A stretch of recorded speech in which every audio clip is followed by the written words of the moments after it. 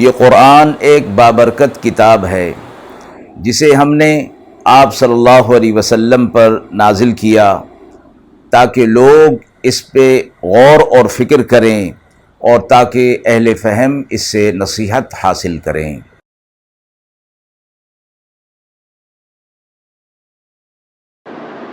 بسم اللہ الرحمن الرحیم۔ السلام علیکم ورحمۃ اللہ وبرکاتہ۔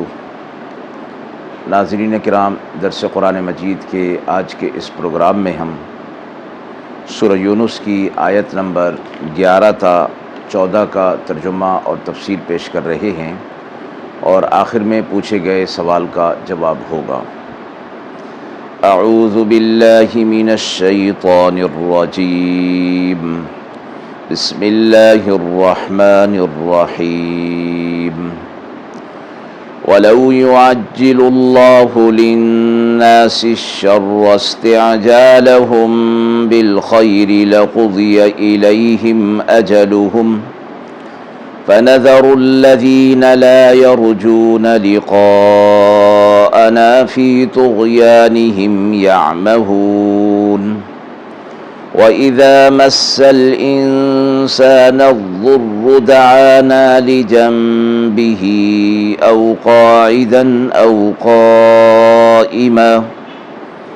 فَلَمَّا كَشَفْنَا عَنْهُ ضُرَّهُ مَرَّ كَأَن لَّمْ يَدْعُنَا إِلَى ضُرٍّ مَّسَّهُ كَذَلِكَ زُيِّنَ لِلْمُسْرِفِينَ مَا كَانُوا يَعْمَلُونَ وَلَقَدْ أَهْلَكْنَا الْقُرُونَ مِن قَبْلِكُمْ لَمَّا ظَلَمُوا وَجَاءَتْهُمْ رُسُلُهُم بِالْبَيِّنَاتِ وَمَا كَانُوا لِيُؤْمِنُوا كَذَلِكَ نَجْزِي الْقَوْمَ الْمُجْرِمِينَ ثُمَّ جَعَلْنَاكُمْ خَلَائِفَ فِي الْأَرْضِ مِن بَعْدِهِمْ لِنَنظُرَ كَيْفَ تَعْمَلُونَ۔ آیات مبارکہ کا ترجمہ ملاحظہ فرمائیں۔ اور اگر جلدی پہنچا دے اللہ لوگوں کو برائی جیسے کہ جلدی مانگتے ہیں وہ اللہ سے بھلائی، تو ختم کر دی جائے ان کی عمر، سو ہم چھوڑے رکھتے ہیں انہیں جنہیں امید نہیں ہماری ملاقات کی، ان کی شرارت میں سرگرداں۔ اور جب پہنچتی ہے انسان کو کوئی تکلیف تو وہ ہمیں پکارتا ہے لیٹے ہوئے، بیٹھے ہوئے اور کھڑے ہوئے، پھر جب ہم اس سے وہ تکلیف کو دور کر دیتے ہیں تو وہ ایسا ہو جاتا ہے جیسے پکارا ہی نہ تھا کسی تکلیف پر۔ اسی طرح مزین کر دیے گئے ہیں حد سے نکلنے والوں کے اعمال ان کی نظروں میں، اور ہم ہلاک کر چکے جماعتوں کو تم سے پہلے جب لوگ ظالم ہو گئے، حالانکہ لائے تھے ان کے پاس رسول کھلی نشانیاں اور وہ ہرگز نہ تھے ایمان لانے والے۔ یوں ہی سزا دیتے ہیں ہم گناہگار لوگوں کو۔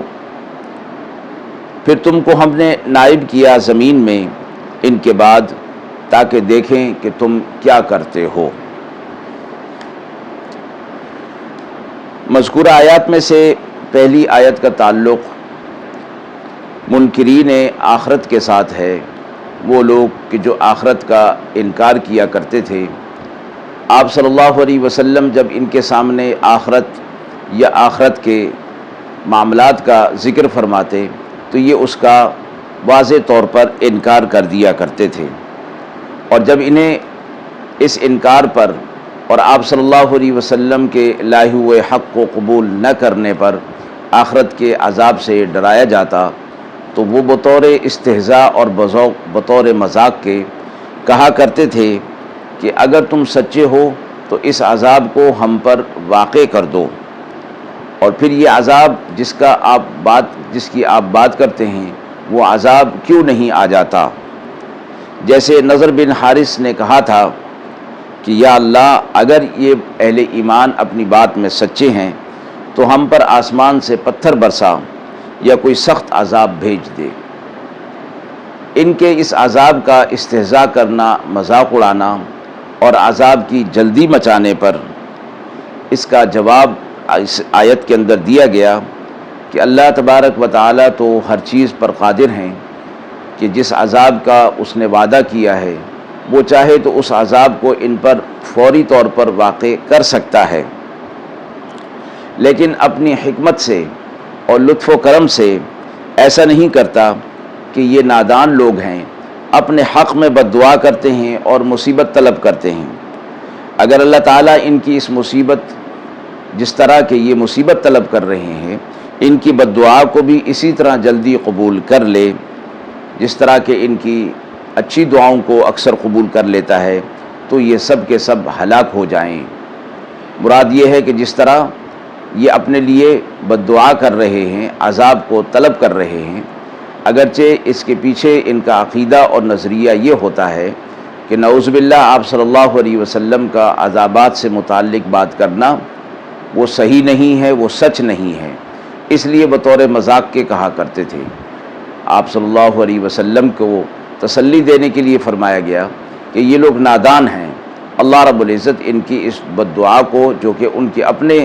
اپنے لیے خطرناک ہے، اللہ تبارک و تعالیٰ ان کو قبول نہیں کرتے ہیں بلکہ انہیں مہلت دیتے ہیں۔ اس سے یہ بھی معلوم ہو گیا کہ دعائے خیر اور اچھی دعا کے متعلق اللہ رب العزت کا یہ قاعدہ اور قانون ہے کہ اکثر اس کو جلد قبول کر لیتے ہیں، یا اگر کسی حکمت اور مصلحت کے تحت وہ دعا قبول نہ بھی ہو تو اس کے بدلے حدیث مبارکہ میں جو فرمایا گیا کہ اللہ رب العزت کوئی مصیبت یا بلا کو ٹال دیتے ہیں، یا اس کا کوئی نعم البدل دے دیتے ہیں، یا آخرت میں پھر اس کو ذخیرہ کر دیا جاتا ہے۔ جو انسان کبھی اپنی نادانی میں، کبھی غصہ میں اور رنج کی حالت میں اپنے لیے یا اپنے اہل و عیال کے لیے بد دعا کر بیٹھتا ہے، یا آخرت کے انکار کے بنا پر عذاب کو محض کھیل کے طور پر سمجھتا ہے اور اپنے لیے اس عذاب کو دعوت دے دیتا ہے، اس کو اللہ تبارک و تعالیٰ کی طرف سے فوراً قبول نہیں کیا جاتا بلکہ مہلت دی جاتی ہے، تاکہ وقتی جو غصہ اور رنج ہے اس سے جب نکل جائے تو اسے موقع مل جائے اور اللہ رب العزت سے وہ رجوع کرنے والا بن جائے۔ اسی طرح فرمایا کہ اپنے برے بھلے کی تمیز بھی اسے حاصل ہو جائے اور اپنے انجام پر نظر ڈال کر اس بد دعا سے اپنے آپ کو بچا لے اور اپنے آپ کو روک لے۔ اگلی آیت کے اندر توحید اور آخرت کے انکار کرنے والوں کو ایک اور انداز سے قائل کیا گیا ہے کہ وہ لوگ کہ جو آخرت کے بارے میں، اللہ تعالیٰ کے عذابات کے بارے میں حجت سے کام لیتے ہیں اور اس کا انکار کرتے ہیں، اور اللہ تعالیٰ کے ساتھ اوروں کو شریک کرتے ہیں، اپنی حاجت روائی میں ان کو پکارتے ہیں، لیکن جب ان پر کوئی بڑی مصیبت آ پڑتی ہے تو پھر ان بتوں کو چھوڑ دیتے ہیں، خالص اللہ کو پکارنے لگتے ہیں اور ساری امیدیں اللہ تبارک و تعالیٰ سے وہ وابستہ کر لیتے ہیں، اور لیٹے ہوئے، بیٹھے ہوئے، کھڑے ہوئے اللہ تبارک و تعالیٰ کو پکارنے لگتے ہیں۔ پھر اللہ تبارک و تعالیٰ جب ان سے اس مصیبت کو دور فرما دیتے ہیں تو وہ ایسے ہو جاتے ہیں جیسے انہوں نے اللہ کو پکارا ہی نہ تھا، یعنی پھر دوبارہ اپنے ان مشرکین کی طرف چل پڑتے ہیں جن کو وہ شریک ٹھہراتے ہیں، دوبارہ شرک کرنے لگ جاتے ہیں۔ تو فرمایا گیا کہ یہ تو ان کے اپنے عقیدے کی ہی تردید ہو رہی ہے کہ جب وہ جنہیں پکارتے ہیں وہ اس قابل نہیں کہ ان کی حاجت روائی کر سکیں تو وہ عبادت کے لائق کیسے ہو سکتے ہیں۔ تو انہیں اس بات کے اندر سمجھایا گیا اور ان کی اس بات کو کہ جب تم اللہ کو پکار رہے تھے اٹھتے ہوئے، بیٹھے ہوئے اور لیٹے ہوئے، تو اللہ نے تمہاری اس مصیبت کو دور کر دیا تو تم ایسے پھر گئے جیسے تم نے پکارا ہی نہیں تھا، یعنی اب تمہیں اسی اللہ کی طرف ہی رجوع کرنا چاہیے جس کو تم نے پکارا اور جس نے تمہاری پکار کو سن کر قبول کیا اور تم سے تمہاری مصیبت کو دور کر دیا۔ اب تمہارا دوبارہ مشرکوں کی طرف جانا یہ کسی طور پر بھی ٹھیک نہیں ہے۔ اگلی آیت میں اسی مضمون کی مزید وضاحت اس انداز میں کی گئی ہے کہ کوئی دنیا کے اندر اللہ تعالیٰ کے عذابات کے نہ آنے سے اور مہلت اور موقع مل جانے کو یہ نہ سمجھے کہ اللہ کی پکڑ یا اللہ کا عذاب نہیں آ سکتا۔ یہ تو جناب رسول اللہ صلی اللہ علیہ وسلم کے اکرام اور ان کی دعا کی وجہ سے اللہ رب العزت نے جس طرح پچھلی اقوام پر ایک متفقہ طور پر جو عذاب نازل فرمایا کہ جس سے پوری کی پوری قوم جو ہے وہ تباہ ہو گئی، ایسا عذاب اللہ رب العزت نے اس قوم کے لیے فیصلہ نہیں فرمایا ہے۔ یہ آپ صلی اللہ علیہ وسلم کی دعا کا نتیجہ ہے اور آپ صلی اللہ علیہ وسلم کا اکرام ہے، لیکن اس کا مطلب یہ نہیں کہ اللہ تبارک و تعالیٰ کی طرف سے بدعمالی پر کوئی سزا یا کوئی عذاب جو ہے وہ نہیں آئے گا، وہ ضرور آ سکتا ہے اور اللہ تبارک و تعالیٰ اس کے بھیجنے پر قادر ہیں۔ اس سے اگلی آیت میں اہل ایمان کو فرمایا گیا ہے کہ ہم نے ان لوگوں کو، یہ جو اپنی جانوں پر ظلم کر رہے تھے اللہ کے ساتھ شریک ٹھہرا کر، ہم نے ان کو اوپر ان سے جو پہلے قومی تھیں انہیں بھی ہلاک کر دیا تھا، حالانکہ ان کے پاس بھی انبیاء علیہ الصلوۃ والسلام حق کی نشانیاں لے کر آئے تھے، لیکن انہوں نے ان حق کی نشانیوں کو قبول نہیں کیا، اللہ رب العزت نے انہیں تباہ و برباد کر دیا۔ اس سے اگلی آیت میں اہل ایمان کو مخاطب کیا گیا کہ ان لوگوں کے ہلاک کر دیے جانے کے بعد پھر ہم نے اہل ایمان کو زمین پر خلافت، اقتدار اور حکومت عطا فرمائی، اور یہ اس مقصد کے لیے تھی کہ تاکہ ہم دیکھیں کہ تم اس اللہ تبارک و تعالیٰ کی اس نعمت کے مل جانے کے بعد، اس اختیار کے مل جانے کے بعد تمہارا رویہ کیا ہوتا ہے۔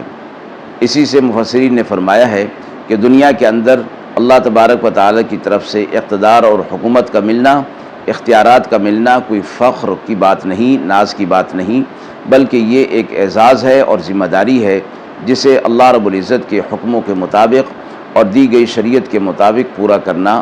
ضروری ٹھہرایا گیا ہے۔ آیت کے حوالے سے سوال پوچھا گیا ہے کہ انسان اپنے لیے یا کسی اور کے لیے بد دعا کرتا ہے تو اسے اللہ کی طرف سے فوراً قبول نہیں کیا جاتا، اس کی کیا وجہ ہے؟ جیسا کہ ترجمہ و تفسیر کے اندر فرمایا گیا کہ بعض اوقات انسان غصے کی حالت میں اپنے لیے، اپنی اولاد کے لیے، مال و دولت کے تباہ ہونے کی دعا کر بیٹھتا ہے، یا اپنے اوپر، اپنی آل اولاد پر لعنت کے الفاظ اختیار کر لیتا ہے، تو اللہ تبارک و تعالی لطف و کرم کی وجہ سے ایسی دعا کو قبول نہیں فرماتے۔ امام قرطبی نے ایک جگہ ایک روایت نقل کی ہے کہ رسول اللہ صلی اللہ علیہ وسلم نے فرمایا، میں نے اللہ جل شانہ سے دعا کی کہ وہ کسی دوست عزیز کی بد دعا اس کے دوست عزیز کے متعلق قبول نہ فرمائیں۔ جو فرشتے انسانوں کی حاجت روائی پر مقرر ہیں، اللہ تعالیٰ نے اپنے فضل و کرم سے ان کو یہ ہدایت کر رکھی ہے کہ میرا بندہ جو رنج اور غم اور مصیبت کے وقت جو بات کہے اس کو نہ لکھا جائے۔ اس کے باوجود فرمایا گیا کہ بعض اوقات کوئی قبولیت کی گھڑی ہوتی ہے